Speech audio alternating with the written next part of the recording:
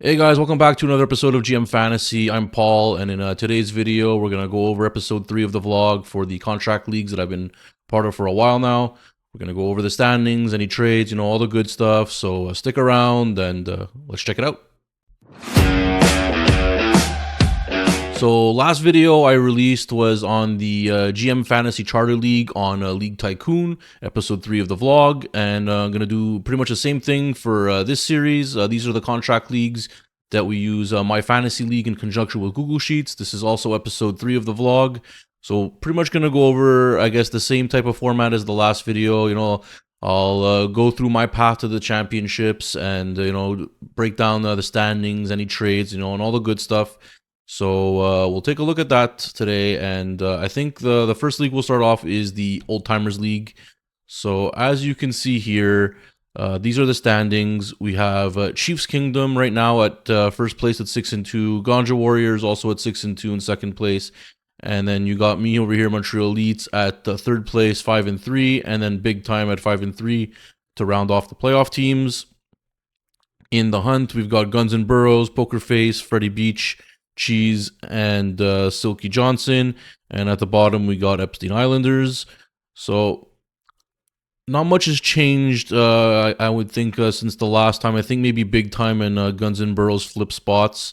And I'm still in third place, but I honestly had some bad luck some weeks. And as you can see here, I've scored by far the most points, almost 200 points more than first place. So one more win for me, and if these guys take a loss, I'll shoot up to first place. So I'm expecting that to happen in the next few weeks. And so we'll look at go over the weekly results, I guess. So we'll start here at week 5 since we left off at week 4. So I went up against Poker Face, and I ended up winning 197 to 152. As you can see here, I had a bunch of different ways that could have gone. All the green arrows mean are bench players that would have done better than these players up here with red, but still very satisfied with the results. He had just a few players he could have improved on, but it wouldn't have made the difference anyway. So very happy with that. Josh Allen had a great week. Bo Nix did pretty well. Javonte Williams had a monster week. Jackson Smith-Njigba has been a beast this year. So very happy with week 5's results. And then we move, I think we were 5-2 at this point.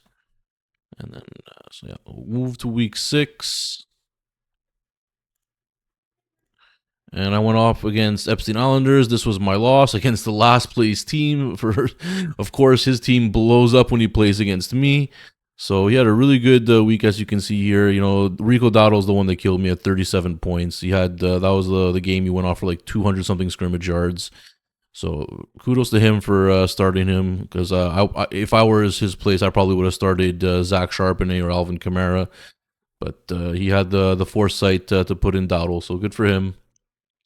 And as you can see here, I had a few players I could have improved on. If I had put Bam Knight instead of... I wouldn't have benched anyone, really. The only player maybe I would have benched would have been Kyle Pitts, and I could have put in Wan'Dale Robinson, and that would have been the difference. So if I done that, I would have won, because I only lost by 6 points. So, and that's 17 points here compared to 3. So had I started Wan'Dale Robinson, I would have won this week. But oh well, didn't make that decision. So took a loss there. It's all right. Still in the running for the playoffs, and And I can see. Okay, there was someone here at Poker Face that went off for 207, so I would have been third place. So I thought I played the number 1 team, but I played the number 2 team. And if we go to week 7 over here, I ended up 236. I think I won the week. Yeah, I won the week. I went off against Guns and Burrows. Got here. This is Bo Nix, and when he had that magical fourth quarter against the Giants, he ended up getting me 52 points. Stroud with a pedestrian 22 for a quarterback in this league, and then Gibbs went off for 38. Jacobs and Williams, very respectable 20 points for running backs. Receivers, CeeDee Lamb did well. Franklin did all right. Jackson Smith-Njigba again does it for me again. And then the rest of my guys could have made slight improvements, but not too bad. And so very happy with those results for week 7. And then last week, week 8, I went up against Ganja Warriors. So again, 217, I was first place in points this week, so that's very good. And yeah, so let's see here. Team did all right. I had Isaiah Davis in last, in my running back spot, and I switched out Kyle Mungai last second. Turned out to be the wrong decision as Isaiah Davis went for 16 points, but doesn't matter in the end. I still won. And his team over here, he had no quarterbacks, and I think he was having problems getting a trading partner. So he ended up taking a 0 with Bryce Young there, and then I think he didn't know that London got scratched last second, so he ended up leaving London in there as well and got him a 0. Now I don't think had he started anyone, it would have made a difference. I pretty much crushed him at 217 to 140, but yeah, got lucky there as well. So those are the up to week 8. Now we're at week 9, and I don't think any of us Thursday already happened, so. But none of us had any players play, so I like my lineup. I think I should take this week, but there's a reason why you play them because anything could happen. But I'm liking my chances, so hopefully we'll move to what is it 6-3, and then over here Chiefs Kingdom takes a loss to big time, and that Epstein Islanders finds a way to upset Ganja Warriors and shoot me up to first place. Now, we'll check out any trades that happened. I think, let's see here. Yeah, that one was there. So, all right. So, yeah. So, first trade over here was between me and Poker Face. I traded Tua Tagovailoa and Michael Carter and a second round draft pick for Troy Franklin and a first round draft pick in 2026. I think I gave more value than I received, to be honest, but Tua was my fourth quarterback. He was kind of just clogging up a roster spot for me. He was a $20 price tag for this contract, so trading him away cleared $20 for this year and for the upcoming next 2 years. He was on a 3-year contract. Michaels was just a $1 1-year player. He was just at the time the starting running back, and then Bam Knight took over a couple weeks later. So glad I got rid of him and got some value out of him. And then a second round pick for a first round pick, and then ended up getting Troy Franklin, who's on a rookie deal. I think he's only costing me $2 this year and then $3 next year. So I'm very happy with a depth piece and a first round pick next year. We made a condition on this trade though. So if Tua were to miss more than 2 games with a concussion or to end up on a season-ending IR injury like a torn ACL or something, then the first round pick would become a second round pick, and then I would keep my second round pick as well. So hopefully that doesn't happen.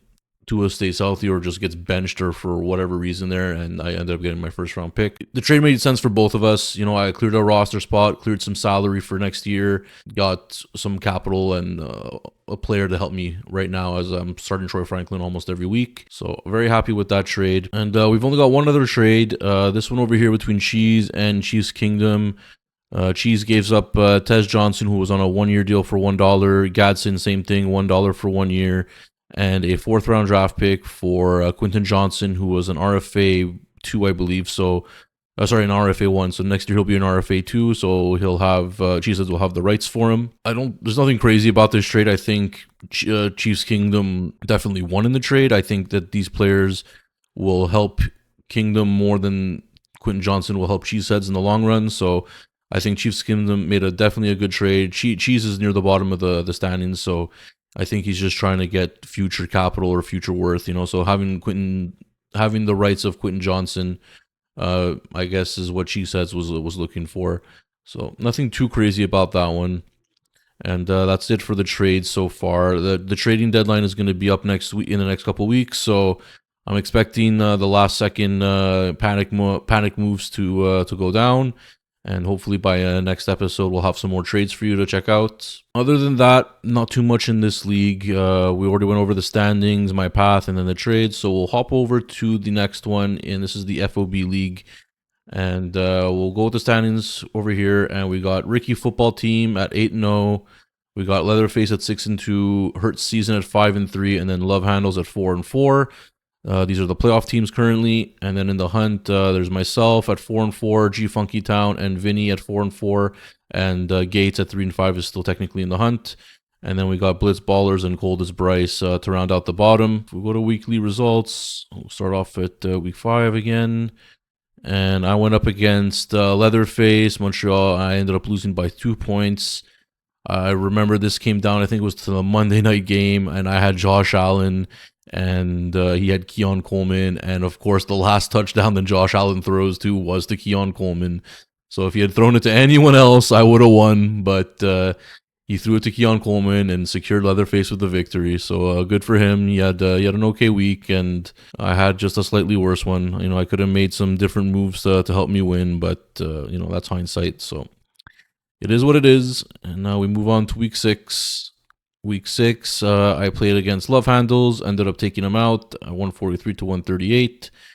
This was a very low scoring week, especially for the league in general. And yeah, there's not much I could have done differently. I could have benched Dobbins, Odunze, and Kyle Pitts for slightly better points. So decisions I probably wouldn't have made any, like, regardless. So I'm happy with how it worked. Just lucky his team didn't do too well, and got the win for week 6. And then when we go to week 7, it's G Funky Town versus Montreal Elites, and he took me out 164 to 142. I don't think there's much I could have done on this one. Rondell would have, yeah, okay, so 12 points because he got me 0. Still wouldn't have got me the win, so it would have ended up tying us. Wait, 12 what? 12.5 against... Oh, you know what? Had I started Wandell Robinson, I would have squeaked a victory. But, you know, that's hindsight. Maybe I should starting Wandell Robinson from now on, because every week he seems to screw me when I bench him. But, okay, that's all right. And then week 8 was the last week, and I lost to Blitz Ballers. So 117, that was a horrible week for me, to 166.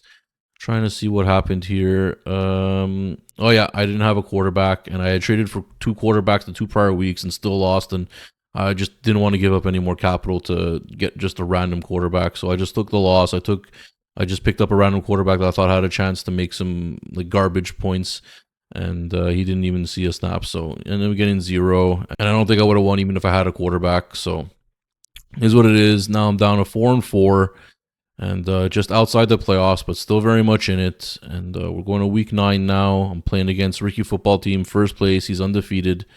And he already had I already had Derrick Henry at 12.6 points, and he's got Devin Achan at 13, and he's got Jalen Waddle at 11. So a decent start for him. Okay for me, you know, 12 points isn't horrible, but not great.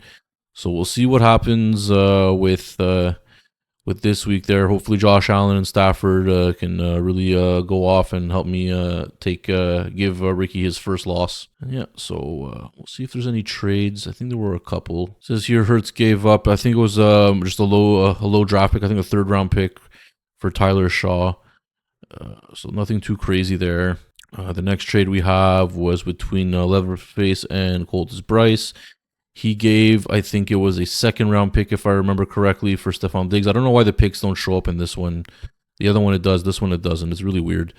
But, so yeah, it was a 2nd round pick, I believe, for Stephon Diggs, which is, I guess, you know, Leatherface needed a wide receiver. So Bryce is not doing anything this year, so might as well get the capital for it. So it was a good trade for both of them. Over here we got Blitz Ballers and Vinny. Gave up Trey Tucker for Joe Flacco. I think there was also a draft pick involved. I can't remember which one it is, but it was a middle, like a 3rd round pick. So that's a decent trade too. I think Vinny really needed a receiver, so he got Trey Tucker, and then he gave up Joe Flacco. And I'm not sure if he was benched at that point or if he was starting. And then we got here another one between Love Handles and Coltis Bryce. Got Lad McConkey, and Love Handles gave up a first round pick. I remember that. Love Handles is right now in the playoff hunt, and you know, really fighting to get in there. So a 1st round pick for McConkey makes perfect sense. That was a great trade for both of them. Coltis Bryce and Leatherface, you know, Alvin Kamara, and I think it was a 2nd round pick that he gave up again. I think Leatherface had a few 2nd round picks to trade with, and he gave up a 2nd round pick for Alvin Kamara. No problems with that trade. We got another one here, Ricky and Coltis Bryce, Romeo Dobbs. I think there was like a 3rd round pick for Romeo Dobbs, so that makes sense. A depth piece and I think he needed a bye week filler. So for a 3rd round pick, that's not bad at all. Over here was between Gates and myself. I gave up a 4th round pick for Carson Wentz for like a 1-game rentals to start quarterback. It ended up being vetoed by the league because Gates would have had only 1 starting quarterback, and they called that tanking, so they reversed the trade, said Gates couldn't trade any quarterbacks essentially, which I'm not exactly a big fan of that rule because he was getting capital for the future, but I can see how like that would affect, you know, some standings and stuff like that. So it's like I'm curious what you guys think about that. Would you allow Gates to trade away a quarterback, even though that would mean he would go into a week with only one quarterback instead of two? Or would you say no, he can't trade quarterbacks if that's the case? Because this really, in this type of league, it only really affects quarterbacks because you have to start two, and there's only like a finite amount of them starting. Had this been any other position, obviously it wouldn't be a problem. So I'm just curious what you guys think about that. Just put in the comment sections. I'm curious to see what you guys think. And then over here, I ended up trading a second round pick for Matthew Stafford. It's a 1 year rental. He's a free agent after this year. So it's, but I needed another quarterback, you know, for McCarthy isn't doing anything, and Penix is now injured, so I just needed a second quarterback badly, so getting Stafford made a lot of sense for me. And then the next trade over here, we got Vinny and Blitz Ballers, Brian Thomas Jr., and I believe it was a second or first round pick that Vinny gave up. Vinny gave up Jalen Warren and a first and second round pick for Brian Thomas. No problem with that trade. And I think that might have been the last one. Yeah, so that was the last trade in this league so far. So we got a couple more weeks before the trade deadline, so I'm sure there'll be some more panic trades in the next couple of weeks. So hopefully next episode we'll have a little bit more for you on that. And I think that's it. Went over the standings, my path, and then all the trades. So I guess we're going to leave it at that, guys. So that's episode 3 of both the contract leagues. I'll get in the next 4 weeks. I'll have another update, and hopefully there's been some more drama and some more trades to go over.